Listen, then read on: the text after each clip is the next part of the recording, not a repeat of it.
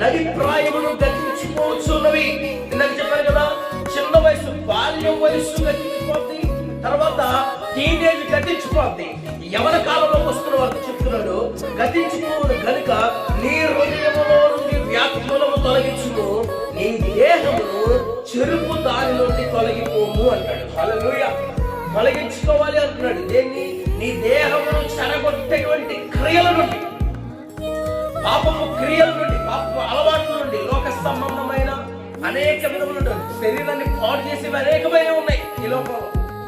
అనేకమైన ఎంజాయ్మెంట్ అంటూ అనేక విధములైనటువంటి వాటిని కూడా లోపల పంపిస్తూ ఉంటాం. ఈ లోపల పంపించడం ద్వారా కొద్ది నిమిషాల్లో, కొద్ది గంటలో ఎంజాయ్ చేయగలుగుతారు, కానీ తమ జీవితంలో దేవుడు తమకిచ్చినటువంటి ఆ యొక్క లోపల నుండి ప్రతి భాగమును కూడా పాడు చేస్తూ ఉన్నారు. పాడు చేస్తూ తమ జీవితాన్ని పతనం చేసుకుంటూ ఉన్నారు.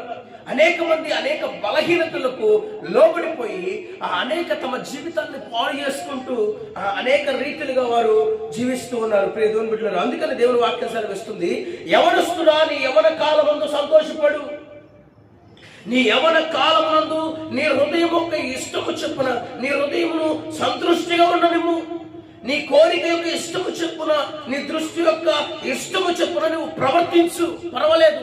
అయితే వీటన్నిటిని బట్టి ఒక రోజు తీర్పులోకి వస్తావు, జ్ఞాపకం చేసుకో. అంటే ఇక్కడ దేవుడు అంటున్నాడు, నా ఇష్టం నేను బ్రతుకుతా అనేటువంటి ప్రజలతో మాట్లాడుతున్నాడు. ఏమంటున్నాడంటే, ఇక్కడ చాలా మంది యవనస్తులు తమ యవన కాలం వచ్చేంత వరకు తల్లిదండ్రులకు లోబడి ఉంటారు. దేవుడు అంటే భయం ఉంటుంది, తల్లిదండ్రులు అంటే భయం ఉంటుంది, గురువులు అంటే భయం ఉంటుంది, టీచర్స్ అంటే భయం ఉంటుంది, పెద్దలను చూస్తే భయపడతారు, అంత బాగానే ఉంటుంది. కానీ యవన కాలం వచ్చిన తర్వాత వారికి తెలియకుండా వారిలో ఒక గర్వం ప్రవహిస్తుంది. ఆ గర్వం ఏం చేస్తుందంటే, నేను ఎవరికి లోపడిన అవసరం లేదు, నేను ఎవరికి వంగాల్సిన పని లేదు, ఎవరి మాట నేను తీసుకోవాల్సిన అవసరం లేదు, నా ఇష్టానుసారంగా నేను బ్రతుకుతాను, నా ఇష్టానుసారంగా నేను జీవిస్తాను, నా ఇష్టమే చెల్లాలి తప్ప ఎవరు కూడా ఏమి చెప్పినా నేను వినను అనేటువంటి పరిస్థితికి వెళ్ళిపోతా ఉంటారు.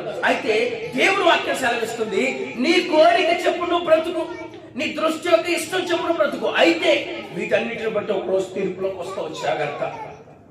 వీటన్నిటిని బట్టి ఒక రోజు దేవుడు నిన్ను లెక్కలుగా పోతున్నాడు, జాగ్రత్త అని చెప్తా ఉన్నాడు. ప్రియ దేవుని బిడ్డలారా, అంటే దేవుడి యొక్క భయము చేత వాడి యొక్క దృష్టిని మార్చుకుంటాడని, వాడి యొక్క ప్రవర్తనను మార్చుకుంటాడని, వాడి యొక్క స్థితిగతులు మార్చుకుంటాడని, వాడిని లోకంలోకి లాగుతున్న ప్రతి కోరిక నుండి తాను తప్పించబడ్డానికి ఇష్టపడతాడని దేవుడి మాటలు రాయిస్తూ ఉన్నాడు. ప్రియమైన వాళ్ళరా, చూడండి, అందుకని అంటున్నాడు.